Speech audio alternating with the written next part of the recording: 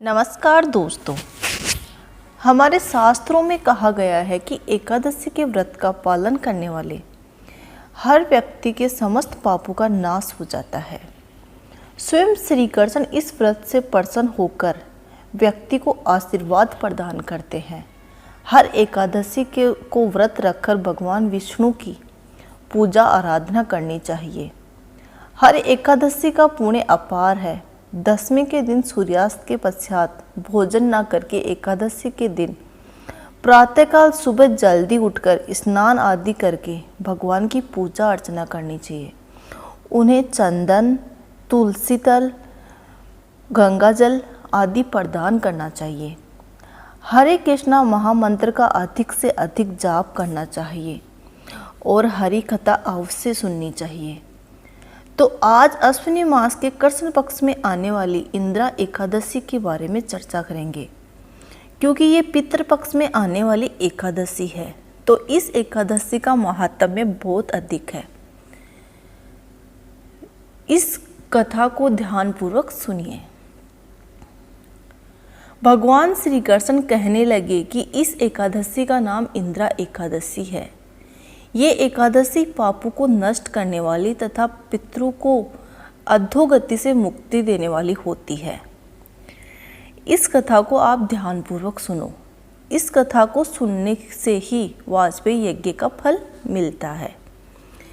प्राचीन काल में सतगुरु के समय में महतमी नाम की एक नगरी में इंद्रसेन नाम का एक प्रतापी राजा धर्मपूर्वक अपनी प्रजा का पालन करते हुए शासन करता था।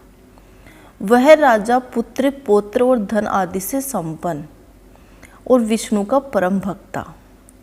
एक दिन राजा सुखपूर्वक अपनी सभा में बैठा था तो आकाश मार्ग से महर्षि नारद उतरकर उसकी सभा में आ गए। राजा उन्हें देखते ही हाथ जोड़कर खड़ा हो गया और विधि पूर्वक आसन पर बिठा दिया। सुख से बैठकर मुनि ने राजा से पूछा कि हे राजन, आपके सातों अंग कुशल पूर्वक है, तुम्हारी बुद्धि धर्म में और तुम्हारा मन विष्णु भक्ति में रहता है। देवर्षि नारद की ऐसी बातें सुनकर राजा ने कहा, हे महर्षि, आपकी कृपा से मेरे राज्य में सब कुछ कुशल है तथा मेरे यहाँ पर यज्ञ कर्मादि सकृत हो रहे हैं। आप कृपा करके अपने आगमन का कारण बताइए। तब ऋषि कहने लगे कि हे राजन, आप आश्रय देने वाले मेरे वचनों को सुनो। मैं एक समय ब्रह्मलोक से यमलोक को गया। वहाँ श्रद्धापूर्वक यमराज से पूजित होकर मैंने धर्मशील और सत्यवान धर्मराज की प्रशंसा की। उसी यमराज की सभा में महान ज्ञानी और धर्मात्मा तुम्हारे पिता को एकादशी का व्रत भंग होने के कारण देखा। उन्होंने संदेशा दिया, सो मैं तुम्हें देने आया हूँ। उन्होंने कहा कि पूर्व जन्म में कोई विघ्न हो जाने के कारण मैं यमराज के निकट रह रहा हूँ। सो हे पुत्र, यदि तुम आश्विन कृष्णा इंद्रादशी एकादशी का व्रत मेरे निमित्त करो तो मुझे स्वर्ग की प्राप्ति हो सकती है। इतना सुनकर राजा कहने लगा कि हे महर्षि, आप इस व्रत की विधि मुझे समझाइए। नारद जी कहने लगे, अश्विन माह की कृष्ण पक्ष की दसवीं के दिन सुबह जल्दी उठकर श्रद्धापूर्वक स्नान आदि से निर्वृत्त होकर पुनः दोपहर को नदी में जाकर स्नान करो। फिर श्रद्धापूर्वक पितरों को श्राद्ध करें और एक बार भोजन करें।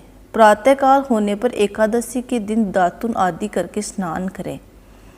फिर व्रत के नियमों को भक्तिपूर्वक ग्रहण करता हुआ प्रतिज्ञा करें कि आज मैं संपूर्ण भोगों का त्याग कर निराहार एकादशी का व्रत करूं। हे पुंडरीकाक्ष, माँ आपकी शरण में आया हूँ, आप मेरी रक्षा कीजिए।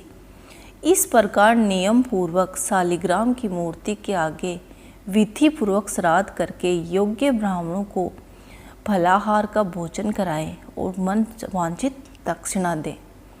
पितरों के श्राद्ध से जो बच जाए उसको सूंघकर गौ को दे और धूप, दीप, गंध, पुष्प, नैवेद्य आदि सामग्री से ऋषिकेश भगवान का पूजा करें। रात में भगवान के निकट जागरण करें। इसके पश्चात द्वादशी के दिन प्रातःकाल होने पर भगवान का पूजन करके ब्राह्मणों को भोजन कराएं। भाई बंधु, स्त्री और पुत्र सहित आप भी मौन होकर भोजन करें। नारद जी कहने लगे कि हे राजन, इस विधि से यदि तुम आलस्य रहित होकर इस एकादशी का व्रत करोगे तो तुम्हारे पिता अवश्य ही स्वर्गलोक को जाएंगे।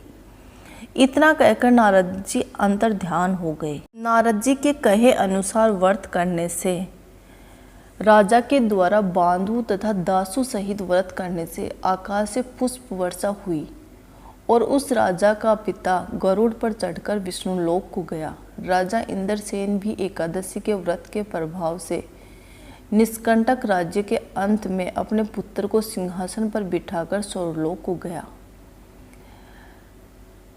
आप सभी दोस्तों को इंदिरा एकादशी की बहुत सारी शुभकामनाएं। अगर आपको मेरा वीडियो पसंद आए तो इसे लाइक, शेयर और सब्सक्राइब जरूर करें। नमस्कार।